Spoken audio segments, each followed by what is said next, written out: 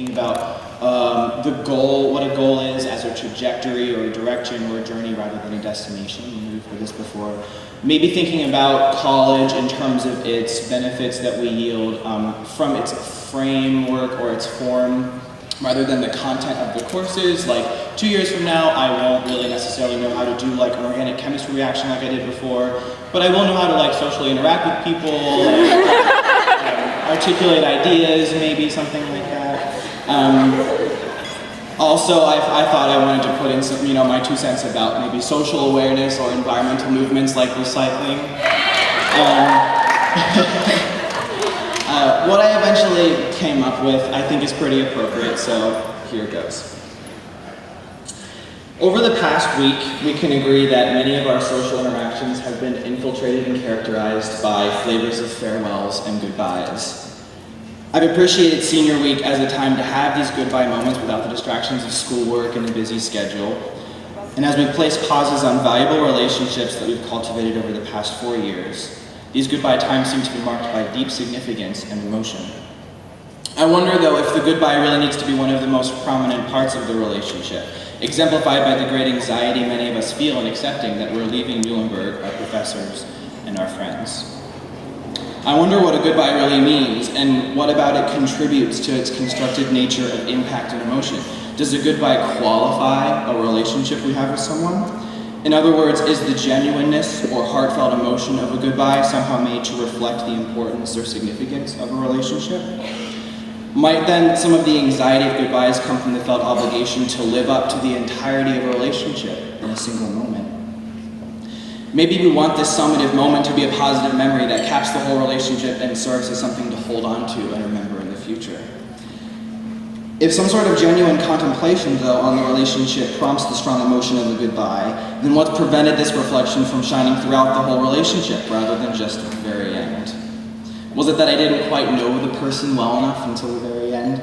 It doesn't really feel that way, since I'd like to think I know my suite mates and my roommate as well today as I did yesterday.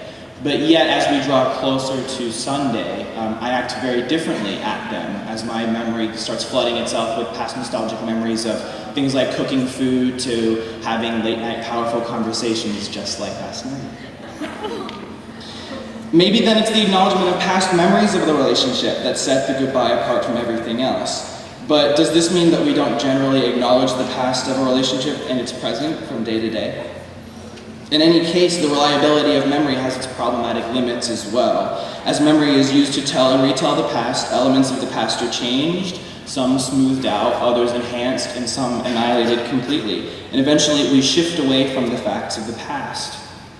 As such, feelings of regret that I may have attached to fights or misunderstandings usually are informed by neither the contributing factors to the conflict that percolated at the time, nor the beneficial growth that may have emerged from the conflict. Similarly, when we look back on a relationship and make it one big happy story, the times of trial that also constitute it, the difficulties that characteristically shape the relationship, can be forgotten. We all know the accounts from older generations claiming that college was the time of their lives, the one big happy story that they wish they could return to. And how many times have we been told to enjoy these 4 years because they end up being so incredibly valuable? Despite the good advice, and it is good advice, telling someone to enjoy something is kind of like telling them to fall asleep or be hungry. Being able to enjoy something just because I say so isn't a talent that I've quite mastered yet. Maybe we're told to enjoy these times because those who tell us to do so didn't enjoy it quite as much as they realized they could have, especially when they compare their time in college to that of the real world. Maybe when we have entered the world outside of Muhlenberg, we'll realize that there are things we suddenly feel that we should have taken more advantage of, just like the parking lot song says, you don't know what you have until it's gone.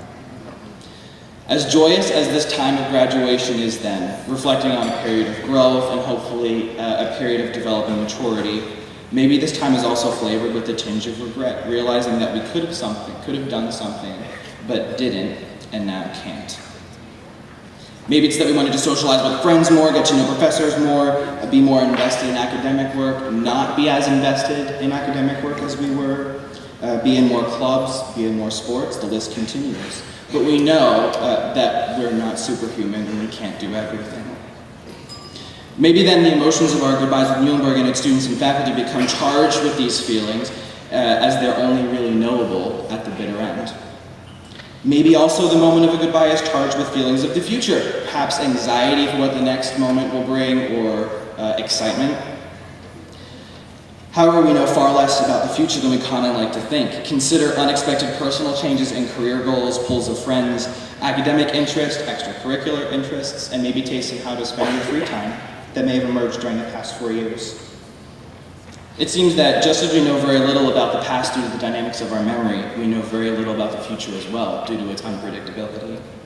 Yet, the meaning of a goodbye seems to be riddled with considerations of the past as in attempting to qualify a relationship, while maybe also letting in frowns of regret or smiles of nostalgia, as well as considerations of the future as in excitement and apprehension.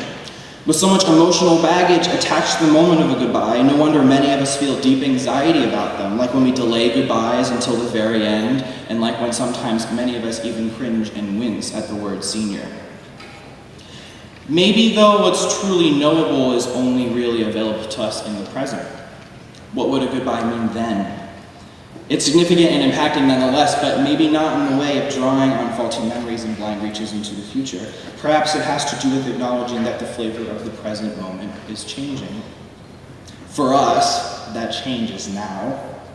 Like butterflies, we're all flying away to engage entirely new people, new settings, new environments, and new locations. Is the change good? Is it bad? Will it lead to something that I'll be nostalgic about? Will it lead to something that I'll regret? Maybe to assess the quality of a place in time, though, we don't need to look any further than the immediate moment itself. So, to new moments, and to realizing that what we're looking for, we already have right now. Thank you, class of 2010.